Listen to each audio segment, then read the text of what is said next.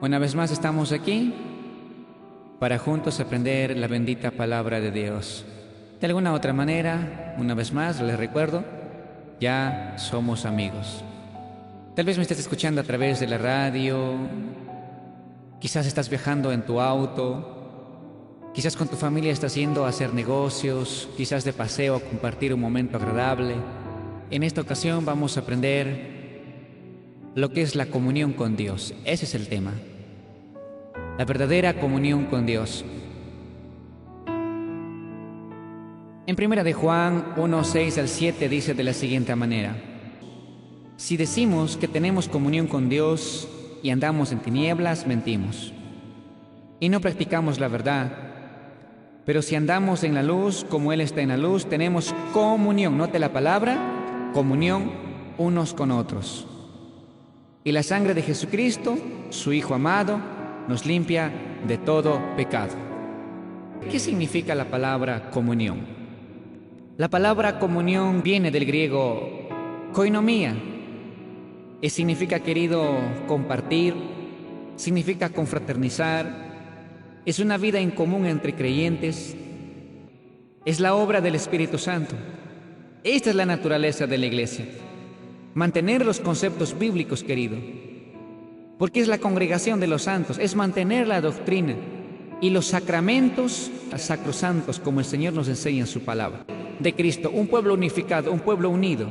Es mantener, querido, la palabra Eucaristía, es del griego, pero significa dar gracias. Eucaristía significa dar gracias, acción de gracias.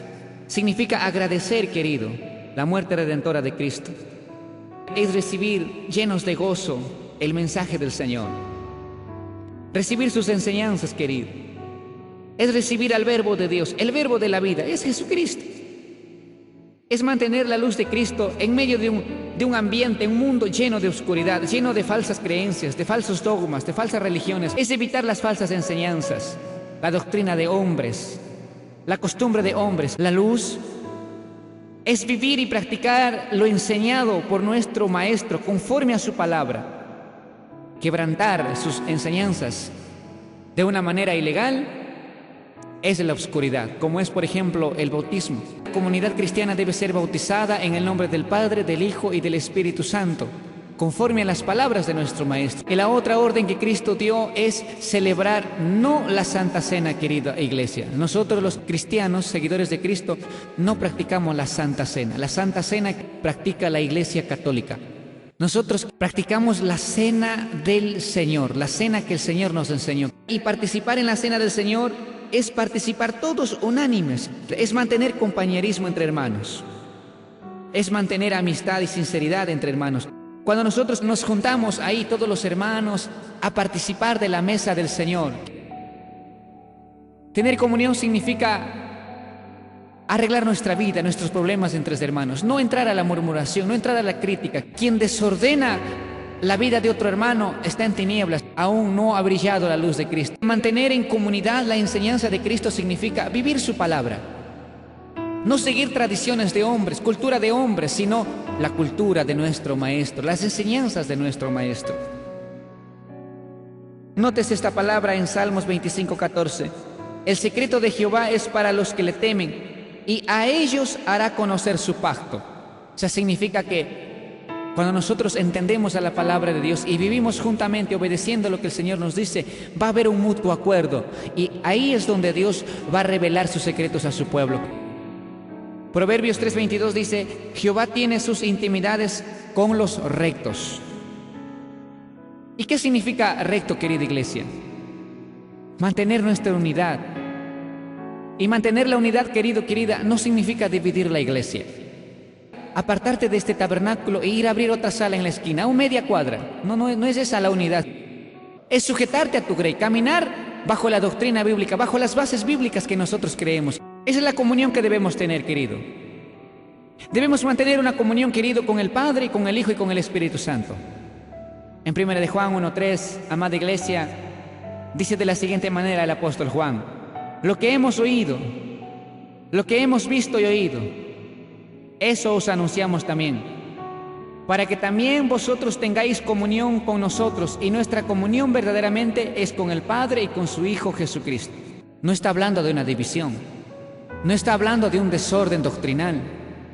No está hablando de una vida de mi opinión. Está hablando que tengamos comunión en la comunión de Cristo, que debemos vivir lo que hemos oído de nuestros apóstoles, de nuestro Maestro. 1 Corintios 1:9 dice: fiel es Dios por el cual fuisteis llamados a la comunión con su Hijo, Jesucristo, nuestro Señor. La cena del Señor es la señal de la unidad de los hermanos. La cena del Señor representa su cuerpo y su sangre. Es necesario participar de la cena del Señor. Unirnos para mantener armonía entre hermanos. Debes participar. Primeramente bautizarte, luego participar.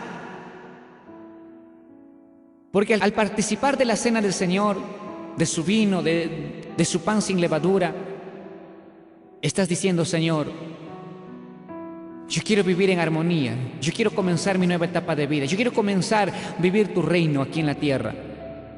Porque cuando Cristo reine va a haber un solo pensamiento, un solo acuerdo. Pero claro, será basado en su palabra. En 1 Corintios 10:16 dice: la copa de bendición que bendecimos ¿no es comunión en la sangre de Cristo? ¿El pan que partimos no es la comunión en el cuerpo de Cristo? La copa que el ministro bendice es la sangre de Jesucristo. El pan que parte el ministro es el cuerpo de Cristo. Participar de la cena del Señor es otra orden de Jesús, al igual que el bautismo. 1 Corintios 11:24 nos enseña que lo que Cristo nos enseñó es un acto sacrosanto, es un acto consagrado, querido, querida.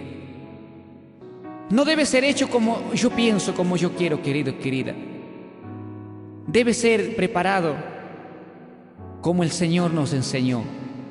Querido, querida, el vino, querido, querida, Jesús antes de su muerte, querido, querida, nos enseñó claramente que el vino no debe llevar ninguna fermentación. Querido, el vino representa la sangre de Cristo sin mancha. El fermento o la levadura, querido, representa el pecado, representa la inmundicia. Ni la copa, querido, ni el pan deben contener elementos de fermentación, querido, querida. Debe ser al igual que la cena que lo hicieron Jesús y sus apóstoles. El Señor a los hebreos automáticamente les prohibió de fermentación, les prohibió de la levadura porque representa la inmundicia, el pecado. En Éxodo 12:15 dice: comeréis panes sin levadura, que no haya levadura en las casas. En Éxodo 12:19, porque cualquiera que coma levadura, ni extranjero debe comer levadura, porque será cortado de la congregación. Note usted la palabra, ni el extranjero. En Éxodo 13:7 dice: panes sin levadura y nada de leudado. La cena del Señor debe ser preparadas por santas mujeres de Dios. Las uvas deben ser aplastadas por las manos, porque simboliza el sacrificio que Cristo hizo. Es una ceremonia sacrosanta. Debe ser sacado el jugo de las uvas tan solamente aplastado con sus hermosas manos, porque es un símbolo sacrosanto, simboliza la sangre de Cristo. No debe ser una Coca-Cola, tampoco debe ser un Tampico, tampoco debe ser vino de una botella. No, querido, querida, debe ser extracto, jugo de uvas puro, sin haber mezclado incluso con agua.